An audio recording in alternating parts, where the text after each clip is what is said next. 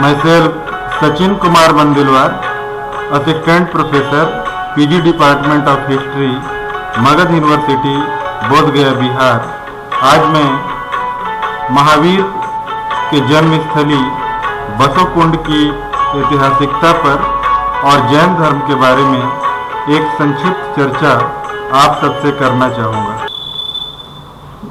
जैन धर्म के संस्थापक एवं प्रथम तीर्थंकर ऋषभदेव थे। कालांतर में हमें जैन धर्म के 23वें तीर्थंकर पार्श्वनाथ के बारे में भी जानकारी प्राप्त होती है, जो काशी के इक्ष्वाकु वंशीय राजा अश्वसेन के पुत्र थे। इन्होंने 30 वर्ष की अवस्था में संन्यास का जीवन स्वीकारा।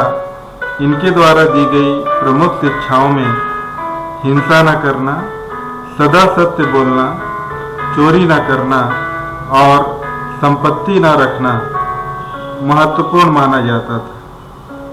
6वीं शताब्दी ईसा पूर्व के भारत के जैन आंदोलन के प्रवर्तक वर्धमान महावीर को माना जाता है, जिनका जन्म चैत्र शुक्ल त्रयोदशी को राजा सिद्धार्थ और त्रिशला के यहाँ बिहार में वैशाली के निकट कुंड ग्राम में हुआ था, जिसे आज बासोकुंड के नाम से जाना जाता है। इनके पिता क्षत्रियों के एक संघ के प्रधान थे, जबकि माता वैशाली के लिच्छवी कुल के प्रमुख चेतक की बहन थी। जैन परंपरा में उन्हें 24वां तीर्थंकर बताया जाता है। बासोकुंड ग्राम में उन्होंने अपने जीवन के आरंभिक 30 वर्ष राजसी वातावरण में व्यतीत किए थे। युवावस्था में ही उनका विवाह यशोदा के साथ हुआ। इससे उन्हें पुत्री के रूप में प्रियदर्शना की प्राप्ति हुई, जिसका विवाह जामाली के साथ हुआ था। वह प्रारंभ में उनका शिष्य बना, किंतु उसने ही जैन धर्म में प्रथम भेद उत्पन्न किया। कल्पसूत्र से ज्ञात होता है कि बुद्ध के समान महावीर के विषय में भी भविष्यवाणी हुई थी कि वे या तो चक्रवर्ती राजा बनेंगे या महान सन्यासी। कालांतर में वर्धमान ने अपने माता पिता की मृत्यु के उपरांत अपने बड़े भाई नंदीवर्धन की आज्ञा लेकर गृह त्याग किया था। प्रारंभ में उन्होंने वस्त्र धारण किया, किंतु 13 माह बाद वे वस्त्रहीन रहने लगे। तदनंतर 12 वर्ष की कठोर तपस्या के उपरांत उन्हें कैवल्य अर्थात ज्ञान की प्राप्ति हुई।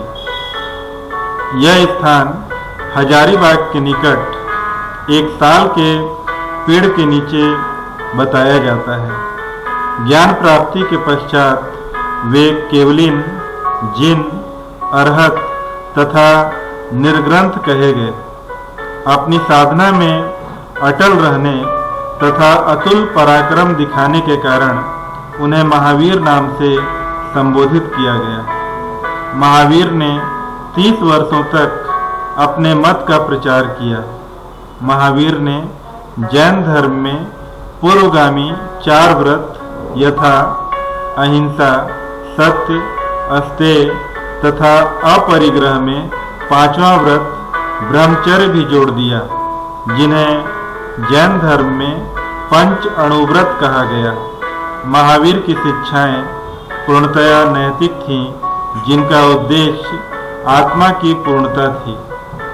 ईसा पूर्व के लगभग 72 वर्ष की आयु को प्राप्त करने के पश्चात राजगृह के समीप स्थित पावा में उन्होंने शरीर त्याग दिया।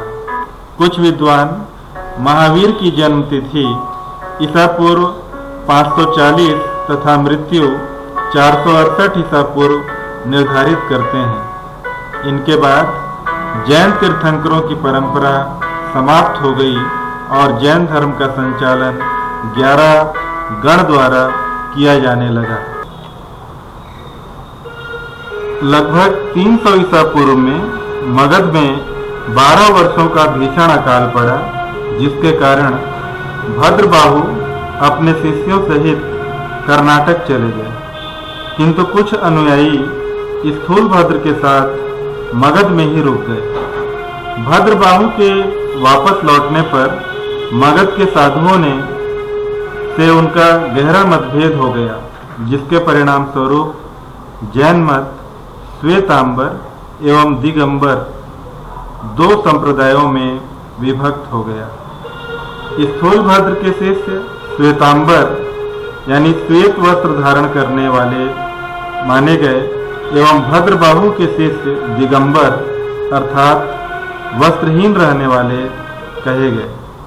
जैन धर्म में त्रिरत्न है: सम्यक दर्शन, सम्यक आचरण और सम्यक ज्ञान। त्रिरत्न के अनुशीलन में 5 महाव्रतों का पालन अनिवार्य माना गया है। जैन धर्म में ईश्वर की मान्यता नहीं है। जैन धर्म में वस्तुतः आत्मा की मान्यता है।